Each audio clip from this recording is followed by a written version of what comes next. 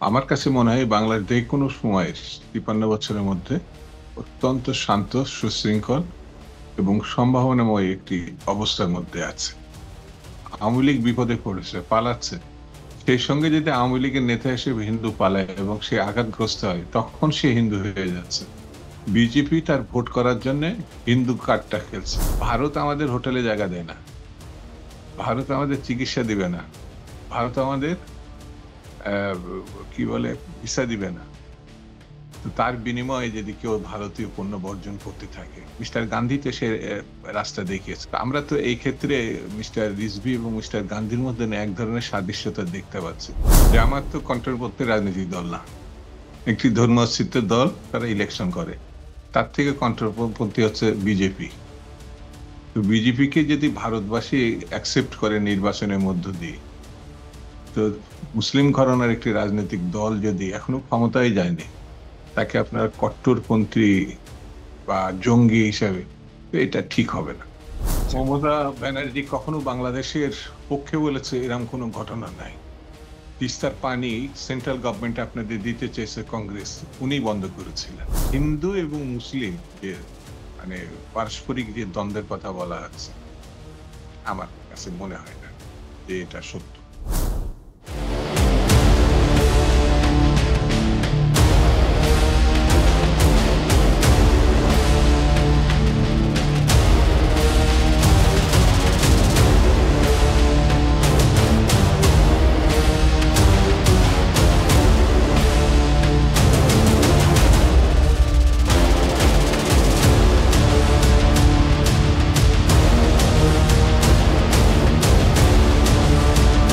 বারবার একের পর এক অভিযোগ নিয়ে এখনো উত্তাল বাংলাদেশ।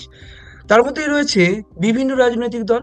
বিএনপি এই মুহূর্তে বাংলাদেশের রাজনীতিতে অন্যতম একটি নাম। বিএনপির এই মুহূর্তে জাতীয় সহসভাপতি শামসুজ্জামান দুদু। নমস্কার স্যার, স্বাগত আপনাকে সংবাদ প্রতিদিন ডিজিটালে, এবং আপনি যে আমাদেরকে সময় দিয়েছেন তার জন্য আমরা কৃতজ্ঞ স্যার। স্যার, প্রথম প্রশ্ন, আপনি বহুদিন রাজনীতি করছেন, এই মুহূর্তে বাংলাদেশ ঠিক কেমন আছে? আপনার মতো করে বলেছেন অশান্ত বাংলাদেশ।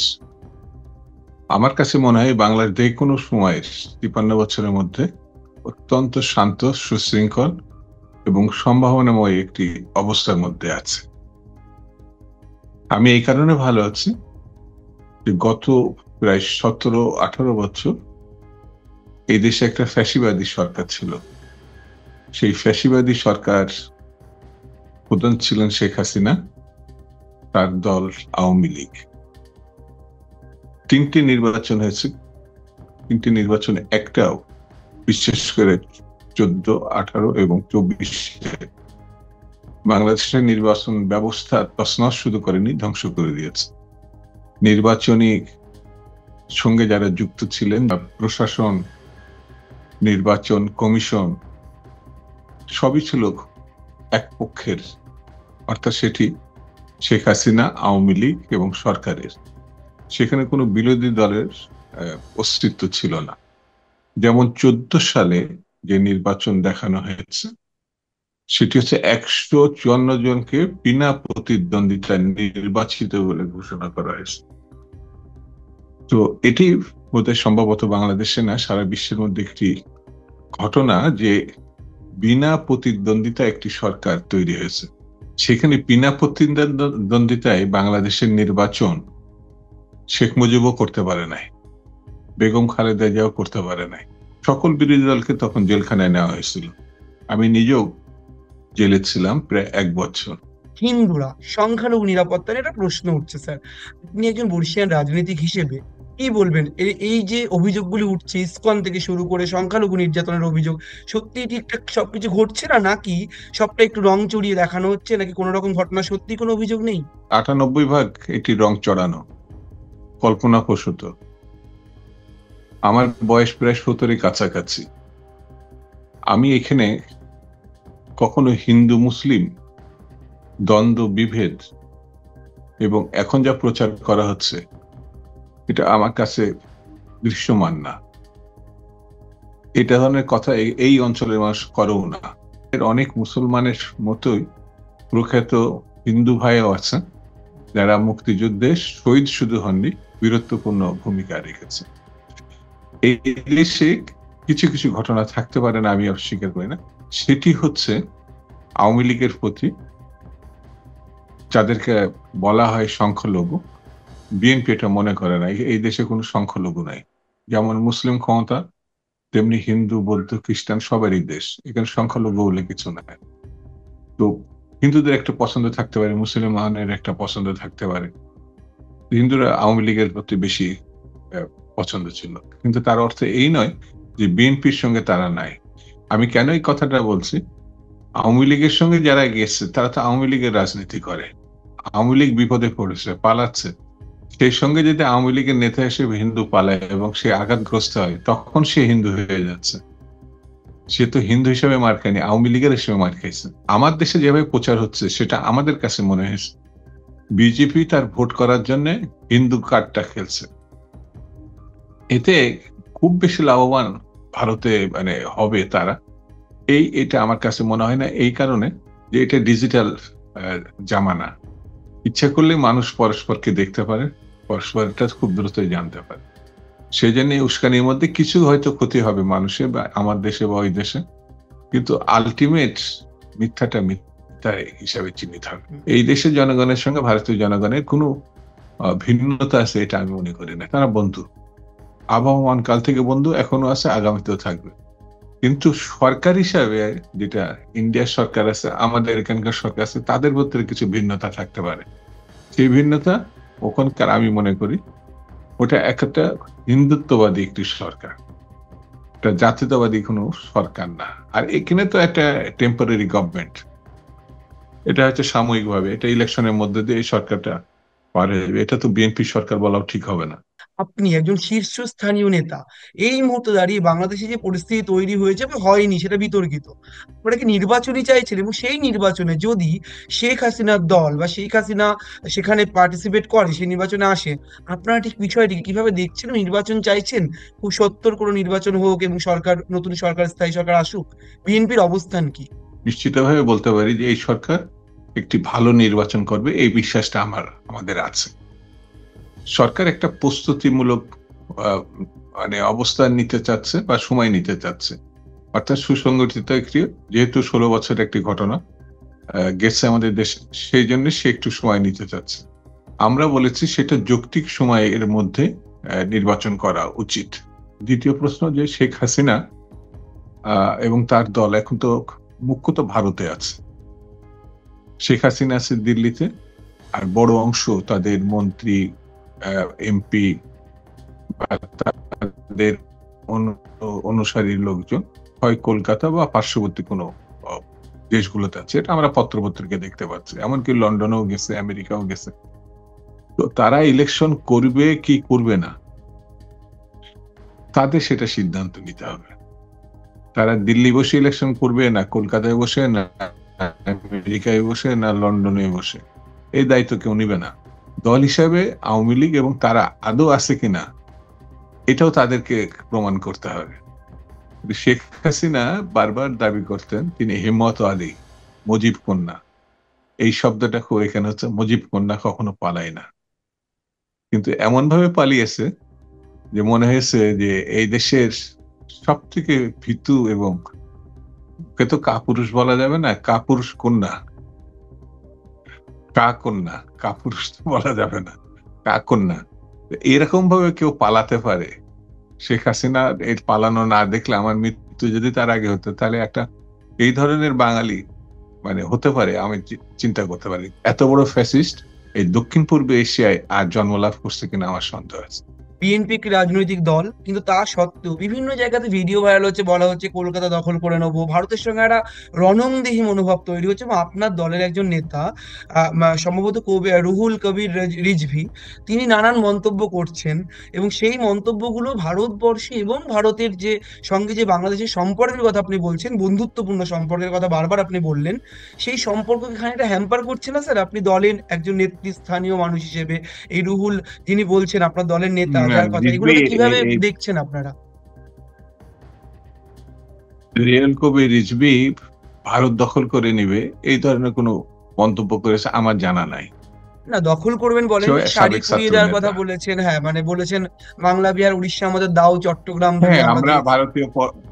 আমরা ভারত আমরা ভারতীয় মানে পণ্য বর্জন করার কথা যদি বলে, ভারত আমাদের হোটেলে জায়গা দেয় না, ভারত আমাদের চিকিৎসা দিবে না, ভারত আমাদের আহ, কি বলে ভিসা দিবে না।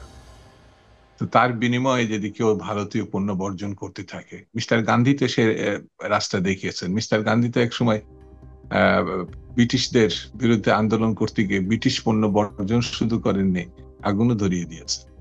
তো আমরা তো এই ক্ষেত্রে মিস্টার রিজভি এবং মিস্টার গান্ধীর মধ্যে না এক ধরনের সাদৃশ্যতা দেখতে পাচ্ছি, বন্ধুত্ব বিএনপি রাজনৈতিক দল হিসেবেও এই জামাত বা কট্টর মৌলবাদীদের পাশে রয়েছে বলেই বাংলাদেশের এই একটা অশান্তি বা বিশ্বের কাছে বাংলাদেশের ভাবমূর্তি খানিকটা নষ্ট হয়ে যাওয়া, পাকিস্তানের সাপোর্ট, কন্টেনার করে অস্ত্র আসে, যেগুলো আওয়ামী লীগ অভিযোগ করছে বারবার করে। স্যার, এই পুরো বিষয়টি আপনি কোন চোখে দেখছেন? সত্যিই কি বিএনপি জামাত মিলেমিশে এসব করছে? সত্যিই কি পাকিস্তানের প্রচ্ছন্ন মদত আপনাদের উপর দেখি। আছে? জামাত তো কন্ট্রোলপন্থী রাজনৈতিক দল না, একটি ধর্মীয় দল, তারা ইলেকশন করে। তার থেকে কন্ট্রোলপন্থী হচ্ছে বিজেপি। তো বিজেপি কে যদি ভারতবাসী অ্যাকসেপ্ট করে নির্বাচনের মধ্য দিয়ে, তো মুসলিম ঘরানার একটি রাজনৈতিক দল যদি এখনো ক্ষমতায় যায়নি, তাকে আপনার কট্টরপন্থী বা জঙ্গি হিসাবে, তো এটা ঠিক হবে না। আমরা বলি সকল ধর্মের প্রতি শ্রদ্ধাবোধ থাকতে হবে, এটা রাজনীতিতে। আর মুসলিম রাজনীতি বাংলাদেশের সেই দিন শেষ হয়ে গেছে যেদিন মুসলিম লীগের নেতৃত্বে পাকিস্তান হয়েছিল। এটা এখন আর নাই। পাকিস্তানে, বাংলাদেশে মুসলিম লীগ আছে, এটা একটা সিটও পায় না এখন। তো সেই হিসাবে বাংলাদেশ মুসলিম সংখ্যাগরিষ্ঠ জাতি বাঙালিদের মধ্যে। তার অর্থ এই নয় যে মুসলিমের রাজনীতির ভিত্তিতে বাংলাদেশ এগোচ্ছে। সেই জন্য বিএনপির কাছ থেকে যেটা প্রত্যাশা করা যায়, বিজেপির কাছে সেটা প্রত্যাশা করা যায় না, বরঞ্চ কংগ্রেসের কাছে কিছু প্রত্যাশা করা যায়, বা তৃণমূল কংগ্রেসের কাছে কিছু প্রত্যাশা করা যায়, বিজেপির কাছে করা যায় না। এই দিক থেকে বিএনপি বাংলাদেশের মর্যাদা বৃদ্ধি করছে, বিজেপি ইন্ডিয়ার মর্যাদা ক্ষুণ্ণ করছে আন্তর্জাতিকভাবে। কারণ ধর্মীয় গোষ্ঠীকে তারা যেভাবে মদত দেয়, অন্য পৃথিবীর কোনো জাতিগোষ্ঠী দেয় বলে আমার জানা নেই। আপনারা আগরতলা বর্ডার পর্যন্ত লং মার্চ করছেন বিএনপির তরফ থেকে। সব মিলিয়ে বাংলাদেশের অশান্তি, অশান্ত বাংলাদেশ বা ইউনূস সরকার, তত্ত্বাবধায়ক সরকারের মধ্যে বিএনপির কর্মসূচি সবকিছু মিলেমিশে আপনার কি মনে হয় যে ভারতবর্ষের সঙ্গে প্রতিবেশী দেশ হিসেবে বাংলাদেশের যে পরিস্থিতি এই মুহূর্তে চলছে সেটা সত্যিই কোনোভাবে কাম্য নয়? সবকিছু মিটে শান্তির পরিবেশ ফিরুক, এবং সেই শান্তির পরিবেশ ফেরার জন্য বিএনপি ভারত সরকারের কাছে কি আবেদন করবে, বা ভারত সরকারের কাছে আপনাদের এক্সপেকটেশন কি? সমমর্যাদার ভিত্তিতে, সমস্বার্থের লক্ষ্যে দুটি স্বাধীন দেশ এক জায়গায় হতে পারে। প্রভুর সঙ্গে দাসদের কখনো মিল হয় না। ভারত আমাদের বন্ধু হবে এটা আমরা মনে করি, ভারত আমার বড় ভাই হবে এটা আমরা প্রত্যাশা করি না। এটাই বিএনপির রাজনীতি। এই রাজ্যের মুখ্যমন্ত্রী মমতা বন্দ্যোপাধ্যায়, তিনি এই যে কলকাতা দখল করে নেবো এই সমস্ত মন্তব্য রেখে তিনি কিছু পাল্টা মন্তব্য করেছেন, এবং তিনি বলছেন কেন্দ্রীয় সরকার যা পদক্ষেপ নেবে আমরা তার সঙ্গে আছি। মমতা বন্দ্যোপাধ্যায় সম্পর্কে বিএনপি কি মনে করছে, তার অবস্থান নিয়ে আপনারা কি মনে করছেন? মমতা ব্যানার্জি কখনো বাংলাদেশের পক্ষে বলেছে এরকম কোনো ঘটনা নাই। তিস্তার পানি সেন্ট্রাল গভর্নমেন্ট আপনাদের দিতে চেয়েছে কংগ্রেস, উনি বন্ধ করেছিলেন। বাংলাদেশে গণঅভ্যুত্থান হয়েছে ফ্যাসিজমের বিরুদ্ধে, সেই ফ্যাসিজমের বিরুদ্ধে গণতন্ত্রের সপক্ষে। যদি বাংলাদেশের গণঅভ্যুত্থানের পক্ষে মমতা ব্যানার্জি থাকতেন, তাহলে পরে বাংলাদেশের মানুষ খুশি হতো। একদম শেষ প্রশ্ন, ইসকন কলকাতা তার যিনি রয়েছেন সহসভাপতি রাধারমণ দাস, তিনি বারবার করে বিভিন্ন অভিযোগে সরব হচ্ছেন। আপনারা বলছেন বাংলাদেশে কোনো অশান্তি নেই, কোনো কিছুই ঘটছে না, সেইভাবে সবটাই অপপ্রচার বা ফেক দেখানো হচ্ছে বেশিরভাগ ক্ষেত্রে আপনারা বলছেন। তো তিনি বারবার অভিযোগ করছেন যে বাংলাদেশে হিন্দুদের প্রতি অত্যাচার, সংখ্যালঘুদের উপর অত্যাচার নির্মমভাবে চলছে, নিপীড়ন চলছে দিনের পর দিন, কিন্তু সেই বিষয়ে কেউ কোনো পদক্ষেপ নিচ্ছেন না। এবং চিন্ময় কৃষ্ণ দাসের যে গ্রেপ্তারি, সেটা নিয়ে একটা প্রবল বিতর্ক হয়েছে স্যার। এই বিষয়ে আপনাদের কি অবস্থান, বিএনপির কি অবস্থান? চিন্ময় দাস যে গ্রেপ্তার হয়েছে, তিনি আইনের আশ্রয় নিয়েছেন। স্বাভাবিক কারণে আইন তাকে মানে জামিন দিলে তা তো আর কার কিছু বলার নাই। আর আমি এই দেশে আছি, কোনো পত্র পত্রিকাতে আপনি যে অভিযোগ করলেন। এখানে সকল পত্র-পত্রিকা হাসিনার সময় কিছুই বলা যেত না। এখন বলা যায়। এখন এটা উল্লেখ করা যায়। হিন্দু এবং মুসলিম যে মানে পারস্পরিক যে দ্বন্দ্বের কথা বলা হচ্ছে, আমার কাছে মনে হয় না যে এটা সত্য।